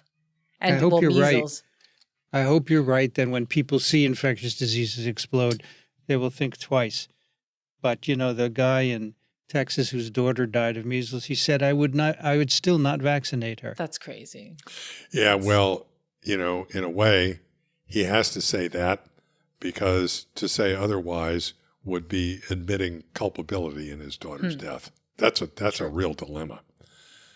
But to reinforce what some of the stuff that Angela said, Vincent some time ago, I think, set the criteria for discussing politics on TWiV, which is that when the politics affects the science, it becomes a subject for TWiV, and I totally support that. Yeah. Yeah, I mean, one of these references from Walt, the timeline of the politicization of COVID. That's you start trashing science, we're going to go back at you, politics or not. So don't tell us not to get into politics because we only do it about science. Exactly. And if we don't, who will? Like if scientists don't if scientists don't actually come out and speak about what is wrong with everything that is being said and all of the problems about what is being said, then everyone's just going to believe it if there's no rebuttal against all of that. Of course, hopefully there are other podcasts and many other scientists coming out. And I know that there are, but I think it's just so important for everybody to not be afraid as a scientist and to just speak their truth and to speak to everyone the best they can about what science is, explain it, take the time. And a lot of people don't want to take the time to explain things, but I think it's so worth it. Even like a 20-minute conversation with a neighbor or with anybody around you, just explaining, oh, this is the vaccine, this is how it works. It can do a lot more good than you think. Even during the pandemic, we've said this a lot, but like people would come to me and say that they're not going to get vaccinated. And I was like, why? And then I would just explain how the vaccine works, how it was a platform that had been developed a very long time, just a lot of misinformation that they had heard about. And then the next week they'd go get vaccinated. They just need somebody to explain it to them. So please, scientists, take the time if you can. It'll be best for all of us. Yeah, you can have a huge impact. You think you can't, but you can have a huge impact just by talking to the few people close to you. Yeah, because then they'll talk to other people. It's just word of mouth. It's a real thing. Apart from this podcast, just those that are around you, please don't be afraid. All right. Now, I mean, this letter is in the same vein, okay? I got to read this one. Lisa writes, I watch TWiV every week. Thank you for your work. I wanted to add to your data. A couple of weeks ago, 25% of the Minnesota Department of Public Health budget was pulled, suddenly under the banner of removing all COVID-related federal funds. In less than 24 hours, all temporary and contract workers were fired. Overnight, literally, no more vaccine clinics, community outreach, et cetera, et cetera. An additional set of permanent employees are in the process of being fired. They would have let us go immediately too, but we are unionized. The leadership is not following our contracts and are proceeding swiftly and haphazardly in such a way that they're firing the wrong people. We're losing epidemiologists, planners, et cetera, in areas completely unrelated to COVID funding. It's bewildering. It's a bloodbath. We are told to expect further rounds of layoffs. Our governor has told us to plan for 100% loss of federal funds. The laboratory budget is 82% federal funds. This is the Minnesota Department of Public Health, folks, okay, which every state has. The total health department budget is somewhat less dependent upon federal funds, but the governor has additionally stated there will be more cuts from the state slice of the budget. Remember, the Minnesota governor ran for vice president. He's actually a very good guy. What? The state is not stepping up to fill the gap. It is going to decimate us further. My team is a level 1 team of the National Laboratory Response Network. We respond to biological and chemical attacks. While we train to respond to terrorist attacks involving chemical and biological agent, we actually deal with all the white powder threats against government officials, private citizen ID agents that have caused drug overdoses with unknown substances, cases of hospitalized and critical patients where the physicians have symptom sets that are puzzling, and drug interventions that are not working. Work with poison control to ID agents that were ingested so that intervention can begin. BioWatch, created in 2001 in response to the increased threat of bioterrorism sparked by the 2001 anthrax attacks, is on the chopping block. I'm planning to be unemployed within the next 3 to 6 months, as are many of my coworkers. Keep up the good work being a voice in the storm. So Lisa is a research scientist in the Minnesota Department of Public Health Laboratory. That's so sad. It's horrible. There is no need. So under the guise of COVID, first of all, that's a BS that you can't do COVID research. It's total BS. It's just a means of them accomplishing their goal of repopulating science with people who are not scientists. Thank you, Lisa. I really appreciate you writing in. And the next one is very short, so let's go back to you, Angela, for that. Anthony writes, White House promotes lab leak speculation. For the entire 20th century, anyone who saw a newspaper or even a newsreel was aware of Einstein, the scientist, and Picasso, the artist. Stopping people on the street today, how many could name a single contemporary artist? Sadly for scientists, the same is not true. Many queried will repeat the Fox News twisted-turned carnival mirror version of Dr. Fauci. In a Wired interview, Steve Jobs said he once thought TV made people stupid. He changed his mind. People are stupid and TV gives them what they want. I mean, yeah, unfortunately, the news can be very, very polarizing, but so can social media. I think more than TV, social media, just because of how we've spoken about this, but how the algorithm works, and it just sends people into rabbit holes of polarizing. The algorithm just polarizes them towards that one thing, and they don't even see other news. It's not even, which is why, once again, if you're a scientist out there and you can just talk to people, friends and family members, don't be afraid. Even if they have conflicting opinions, just approach it however you can. It's okay to stir the pot a bit, to bring these ideas forwards, because some people are so far down a rabbit hole because they don't know any different. So, yes. But thank you, Anthony. Good email. I mean, Anthony gives a link to this. Oh, yeah, sorry. He U.S. government website, which says COVID, came from a lab. Which I can't look at that. Just disgusting. There's zero evidence for that. I can't believe they're doing it because they're not scientists. These are politicians who are manipulating the agenda as a way of, pushing China. That's all it is about, pushing China. It's disgusting. Let's do some picks. Angela, what do you have for us? I have a slightly happier pick. I wanted to choose something that would be kind of funny and lighthearted. So there is a article in The Guardian, and also it's referring to a cell paper. Well, it's a current biology paper from the family of cell journals called Wild Chimpanzees. Well, the Guardian article is Wild Chimpanzees filmed by scientists bonding over alcoholic fruit.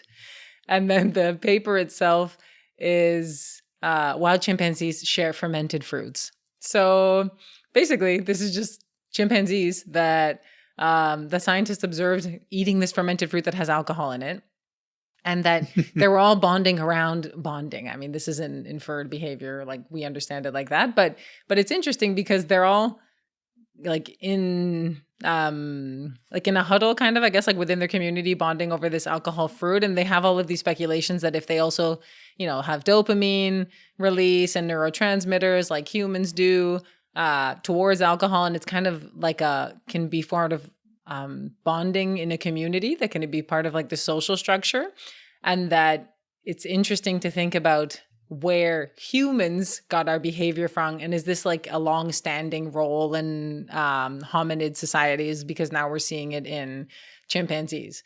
Or we're just justifying our alcohol consumption, being like, yo, chimpanzees do it, so we can do it. It's very I'm funny. joking. But it's interesting, though, that they're doing this. And there was actually, where did it say? There was another study also in chimpanzees eating fermented fruits, where they were stealing them from people, the fermented fruits, and then they saw them with like abnormal behaviors, like not drunk maybe, because that wouldn't be very good for their fitness, but it's interesting to think about like what role it could be playing within those hominid or primate communities. I just thought it was interesting. Funny. That is just great. Love it. Rich, what do you have for us? I just have to comment that I've often wondered about, where we get our foods, who thought of this and stuff. And, fruit and stuff that's left out is going to ferment, right? And you're going to get drunk. So it doesn't surprise me at all that the chimps are doing this. And my guess is that you don't have to be a primate to get drunk on fruit and socialize with your buddies. Okay. So very cool. I like that. Okay. So back to our current situation. Last week, there was a listener pick of a Malcolm Gladwell podcast about RFK Jr. foolishness. All right. And in either the writer or the podcast, I listened to the podcast, there was a teaser for what would be the podcast next week, which would be about Joe Rogan, all right, on a similar sort of train of thought. So I listened to that, the Joe Rogan one. It's called It's an episode of Gladwell's Revisionist History, and this is called the Joe Rogan Intervention. What I think that means is that Malcolm is intervening on Joe Rogan's foolishness and saying, dude, chill out. So, but it centers on Joe Rogan's interview with RFK Jr., which we have thoroughly debunked in a couple of episodes. So I'm not going to go over the outrageous statements and misinformation that RFK makes on that. I would suggest you listen to the podcast because I want to make 3 points here. First of all, as I said last time, a Malcolm Gladwell debunking non-science or anti-science is different than us doing it. It's more entertaining, okay? And it's done in a kind of a storytelling mode and in an anecdotal mode, which we know, as I pointed out last time from our own experience, that works better on a lot of people than a bunch of charts and graphs and statistics and stuff, okay? So this is in part, a takedown of the Joe Rogan RFK Jr. interview in what for many people is going to be a more palatable fashion. But as interesting is his takedown of Joe Rogan, okay, for not taking RFK to task, basically. And in the process, he describes what would be interesting for us TWiV folks, which is how to interview people and what interviewing is about. And he talks about, the way I heard it, 3 levels of interaction that you can do on a podcast that you might call interview, but they are more and more sophisticated. One is just the conversation. Okay, you have a conversation with somebody, it doesn't necessarily have any point, it drifts all over the place and that kind of stuff. And it's entertaining, but doesn't go much further than that. The other is when you actually interview somebody and you're trying to discover certain new things in the process of the interview. It has a goal, it has a place to go. The other is where, and this is the most sophisticated level, is where you're doing an interview for an audience. So the idea is to do this discovery and reveal that discovery, give something new to the audience.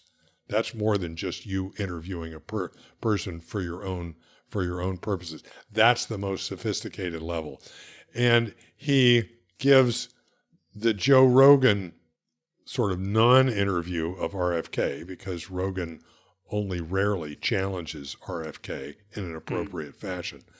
And he contrasts that with a couple of other interviews, and he said that the real champion of interviewing is Oprah, and gives some examples of Oprah interviewing people and really probing in a subtle kind of way their motivations and what the truth really is.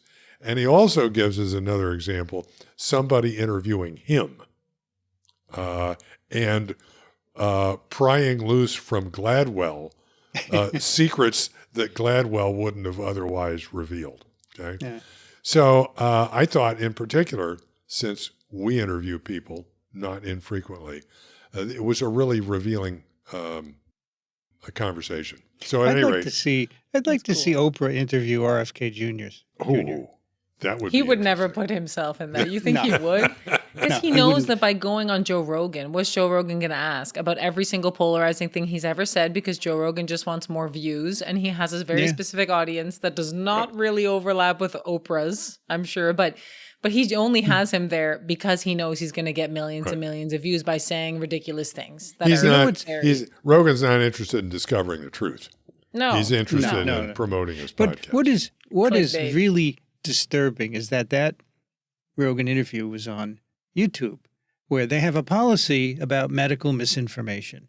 If you have medical misinformation, which and their definition is it contradicts what the CDC says, then you're taken down. And I've had all my listeners write in and complain. You can fill out a complaint form. That's medical misinformation. Nothing ever happens. YouTube is full of shit because all they want is views. Because that interview is full of medical misinformation and lies. But Rogan is one of the biggest, if not the biggest, Of platform course. on YouTube. So YouTube's not going to take down any of his No, videos because of he'll go course to not. another platform. Yeah. It's disgusting. It's disgusting. It's The terrible. one time Rogan pushed back, RFK Jr. said no vaccine has ever been shown to be effective. And Rogan said, oh, well, what about the polio vaccine? That seems pretty good. And then RFK Jr. said, polio vaccine has killed many more people than it has saved, which is a lie. It's a freaking lie. And Rogan couldn't say anything. Well, although if he had a brain, he could say, wait a minute. People didn't die of the polio vaccine. I never heard that. You know, one of the things that's interesting about this Gladwell episode is that he demonstrates how easy it is to debunk the misinformation. He riffs on a couple of the outrageous statements and shows how with just a little bit of thought and a little bit of care and a little bit of course. Poking around, you can prove that it's nuts. Of course. Of course. No vaccine has ever been shown to be effective. It's a ridiculous statement. Yeah. A 5-year-old would know better. Obviously, it's just, well, I talk to Paul Offit about this all the time and complain. He says, well, he doesn't believe that viruses cause disease. He thinks it's miasma. He believes in the miasma theory. Yeah. And that, right. So the guy who believes in miasma is running HHS. Yeah. What the hell, folks? Senators, what are you thinking? Oh, my God. Anyway, thank you. And this has, I was hopeful that this would not have huge consequences, but it does. Okay, this is nuts and harmful. Yep. And here, well, that my pick has to do with this. This is an article in Medscape from today. Measles misinformation is on the rise and Americans are hearing it, survey finds, by Arthur Allen. 2/3 of Republican-leading parents are unaware of an uptick in measles cases this year, while about 2/3 of Democratic ones knew about it, according to a survey released Wednesday. Fox News.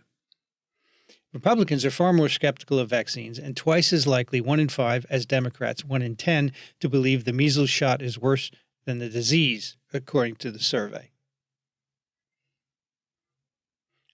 35% of Republicans believe that MMR causes autism, compared with 10% of Democrats.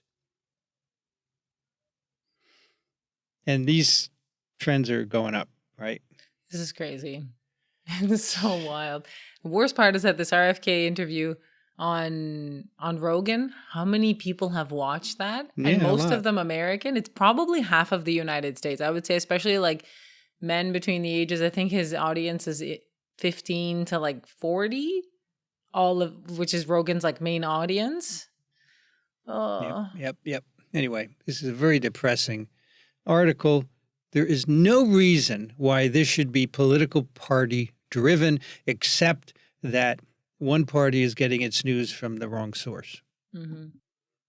Well, And as Walt said, you tend to support the people who are in office of your party, right? So if RFK Jr. is saying this crap, the Republicans support it. I just really hope this doesn't last too long, because if the next generation of, let's say, children that are born, even just within the next 5 years, if people are just going to go full anti-vax, so many children will suffer and so many families will suffer, and it'll be so terrible. It'll affect an entire generation. Like, I really, really hope that this is something quasi-transient, and just we hope that within the next few months. Angela, this guy shows no signs of leaving. He has a huge platform. He is a virulent anti-vaxxer, as Paul Offit says. And more parents are going to choose not to vaccinate. Look at the spread of the measles outbreak in other states besides Texas now. It's a direct consequence. And when we get polio and HepB and other infections, huge numbers, is someone going to finally stand up and say, RFK, what are you doing here? I think it will happen, but that many, many lives will have to be lost before that happens. I think it'll get so out of control, because then herd immunity threshold is going to be just met with all of these different pathogens. Like, nobody will be protected anymore. So once these viruses really start spreading in the new population, or in the new children that will not be vaccinated within the next few years, many people will have to die, I think, before it happens. But I think it will. It'll just be very sad of what will have to happen before families see that, infants are dying of preventable communicable diseases. Yep. Yeah, the people who, don't think about this regularly, or people have to have it affect them. Exactly. And in order to wake up. And sometimes that doesn't even work, as we've already discussed. And unfortunately, the effects that this is going to have on people are catastrophic. Exactly. I'm looking at this. This is the Joe Rogan Experience number 1999. RFK Jr., 1.9 million views. Horrible. On where? That's not even that YouTube. many. I thought it'd be more. I thought it would be more too. But he has YouTube, yes, but he also has Apple Podcasts, Spotify, every other streaming platform. Yeah, okay. He's also on. So that's just people that watched his video. Yeah. So, yeah. Okay, folks. Listen, if any listener doesn't take this seriously, you're really wrong. This is really bad, okay? People's lives are at stake. Okay, that's TWiV 1213. You can find the show notes at microbe.tv/TWiV. You can send us questions, comments. Great letters lately. Keep them coming. Picks of the week, TWiV at microbe.tv. And if you enjoy these programs, we'd love to have your financial support. Microbe.tv/contribute. Angela Mingarelli is at McGill University, Immune Vet on Blue Sky. Thank you, Angela. Thank you. This is great conversations. Rich Condit is an emeritus professor, University of Florida, Gainesville. He's currently in Austin, Texas. Thank you, Rich. Thank you. Always a good time. And wave to Dixon. Dixon's here over my Hey, left, look, Dixon's over my there. left shoulder. And Angela, it's really good to see you. Good conversation. I was You too. cleaning out my my phone messages yesterday, and I found 2 messages from Dixon. I deleted everything but those 2. Yeah, I figured keep I'd those. keep those. Aw. One was from January and one was from December.